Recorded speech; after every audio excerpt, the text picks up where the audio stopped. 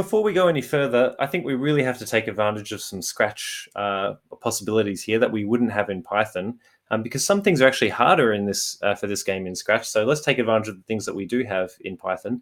First thing is we can take a sound, so we can play the sound of owl. Don't use the until done because it holds up the rest of the code. But I'm just going to put it in here. So it's going to create some sort of sound. You can pick a different sound if you like. You can research how to do that. There are little tutorials around here around about using sound. I'm not going to go into it, but let me run that. Okay, so it makes a sound now when it's attacking. I could also go in here and get the bat to do something movement-wise, or actually, maybe what we might do is we could go flip to the next costume. Wait, I think there's a wait block here. Wait for a tiny bit of a second, maybe 0.3 seconds, and then go back to the first costume. Okay, again, these are all things you can look into by yourself. Don't feel limited to this, but if I hit run, Evil Bat uses swipe.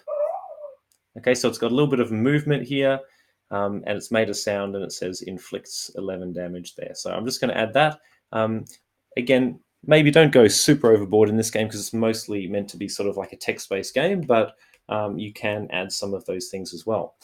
Now, this is super, super important. Like, if you get nothing out of this week apart from this, this is the thing. Please listen to this. It's exactly the same as over in the Python version of the course. We're going to talk about functions. This is super important. Right now, we have two really, really big problems. The first problem is we're starting to get a lot of code and it's getting messy and it becomes really hard to think about. When you see all these blocks, it becomes hard to reason what does what. We want a nice way to organize this. The second thing is if I want this bat to attack twice in a row, right now I either have to put some sort of loop on it, but if I wanted to attack at a different time, I'd have to copy all of this code maybe, and it just gets really, really messy. So what I actually want to do, the best way to think about this in Scratch is we're actually going to make our own block. And we're going to make a block called attack or enemy attacks. So if I go down to here to my blocks, and it says make a block. So if I click on make a block, and I'm just going to call it attack. Okay, fail. Try that again. Attack.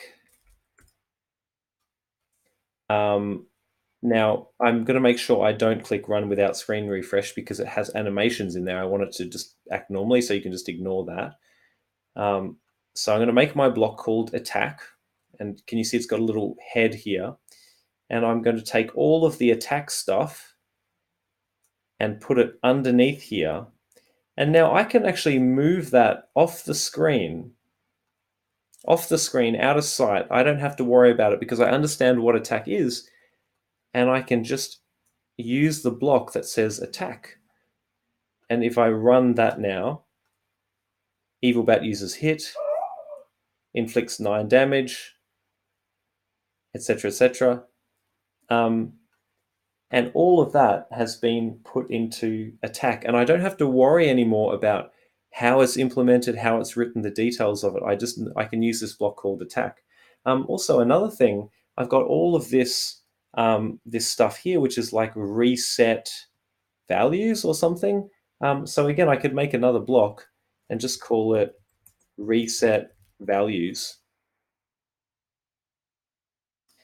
And I could put all of this stuff in there and put it, almost off screen. In fact, I could put it completely off screen. And now in my program, all I have to think about is reset values and then attack. And that's just a much, much easier way to think about things than when you had all the code here that you had to worry about all the little details of everything. So these are making your own blocks in text-based programming language. We'd call those functions, and it's a really, really important thing to do, to just clear up your code and make it easier to use. And there are many other advantages which we'll get into later. If I want to change how attack works, I can always just go across and edit this code if I wanted to, and then just go back, and then I only have to think about this. This is much easier to think about than all of the other code. So please make sure you do this, even if it's a bit of a brain bender in some ways. Please, this will be so much easier, especially when we get into making really big programs. Okay, so have a go at doing that, and we'll continue in the next video.